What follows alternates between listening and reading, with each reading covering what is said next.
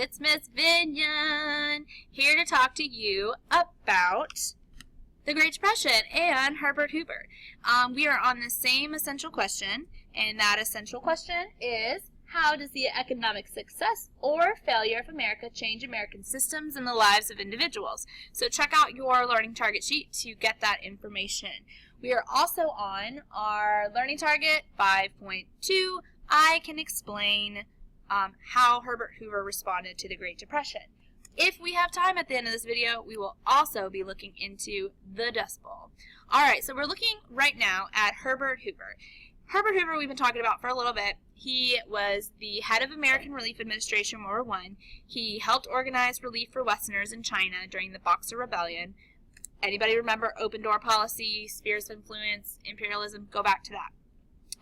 And he helped start the construction of the Hoover Dam. People love Herbert Hoover, guys. They love him.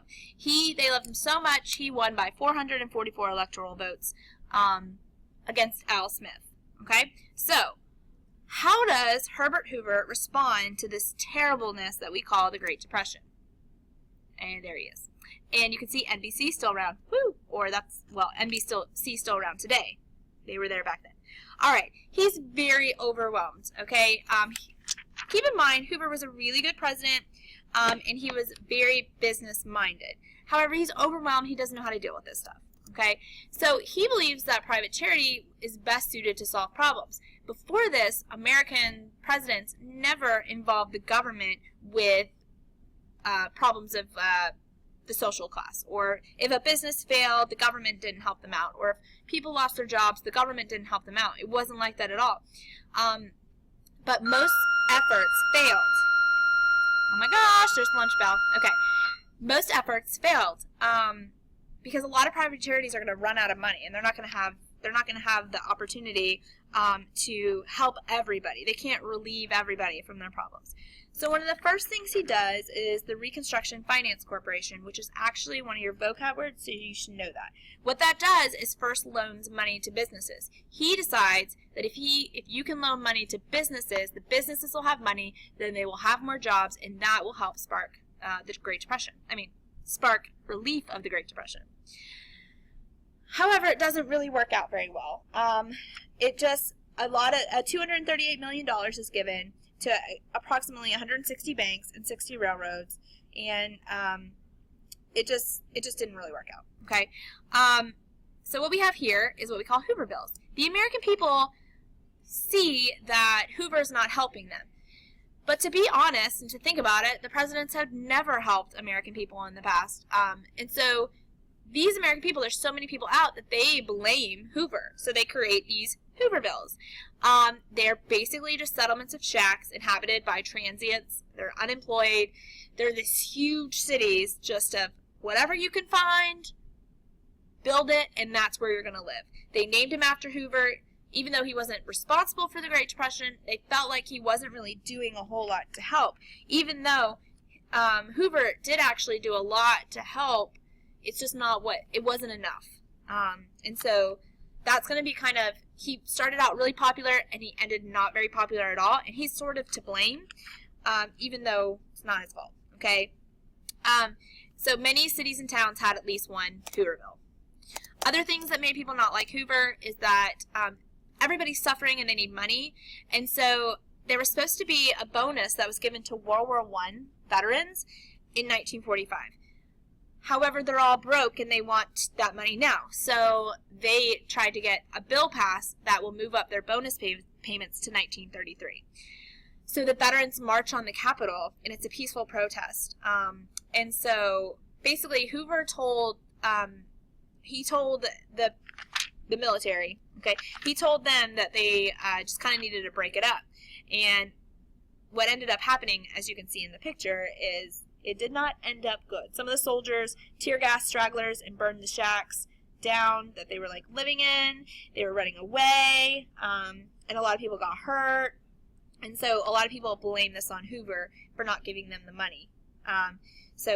They ended up removed the vets out of where they were protesting. And this made Hoover look really bad. And here's a picture. They literally, when I say they camped, y'all, they camped there. Okay? So, Make sure you know that this picture is Bonus Army and not Hoovervilles, okay? Even though the Bonus Army sort of was like a Hooverville. That right there is a Hooverville, okay? Keep it classy. That's a Hooverville. All right. So, want to keep talking about, we're going to talk about Learning Target 5.3. I can describe life as an American during the Great Depression. So on your notes, you might just want to write 5.3. A lot of people struggled to get by. Middle class people were homeless, they're hungry, they're evicted. Remember, it didn't matter if you had money in the stock market or not. You were affected because you were fired because businesses lost their money. And people that were evicted created neighborhoods of shacks and shanties, and we call them Hoovervilles. Okay, so another thing that kind of happened at this time was called the Dust Bowl. So some causes of the Dust Bowl were overcultivation of land in the Great Plains. That means that they just kept planting on it and they would not cultivate the soil. They did not help the soil grow. And what happened is that there was a drought. So sustained drought throughout the region is going to harm the land, and it's going to cause a dust storm. So high winds blew away loose topsoil.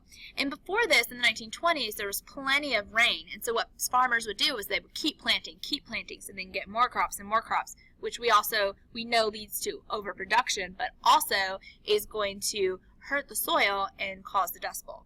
So this is a picture of a dust cloud approaching the town of Stratfield, Texas in 1935. And so don't forget the Great Plains is like in the middle of the United States, so it's really flat. In, Oklahoma, Kansas, all of those states, Iowa, Minnesota, will be involved in that. Okay. What's the impact of the Dust Bowl? 500,000 people are left homeless. Their lands are not good. They have to leave, so they have no home. Storms blew large amounts of dust from the plains into cities such as Chicago and Buffalo. So the dust flew so far it flew into the east.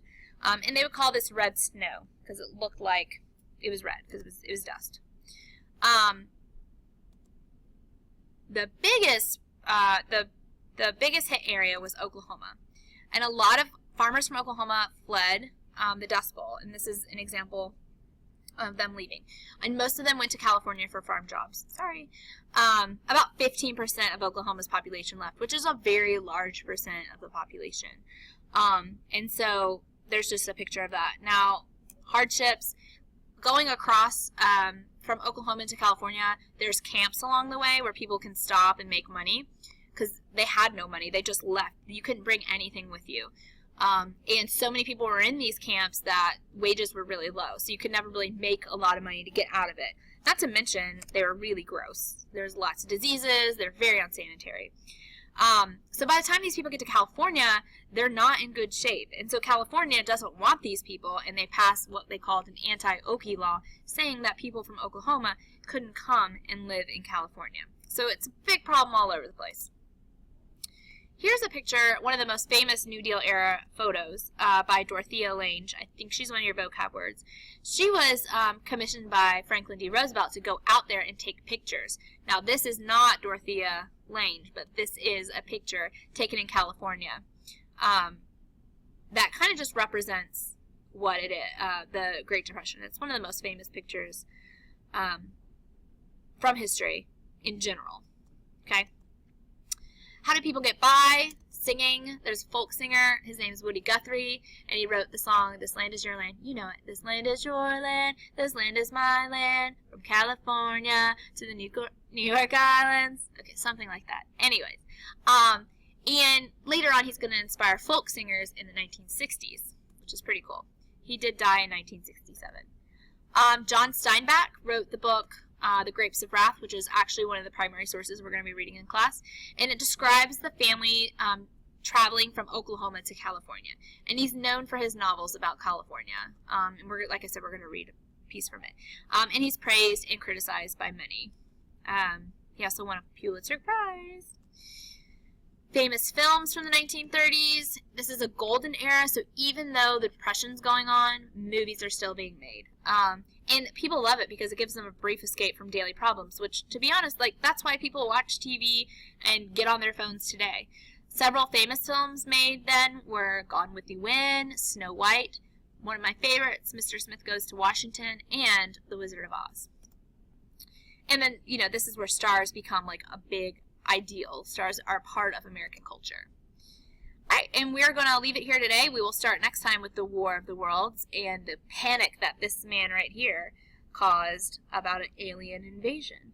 So I hope you guys have a great night, and make sure you do those left sides and summaries for full credit, and I'll see you in class.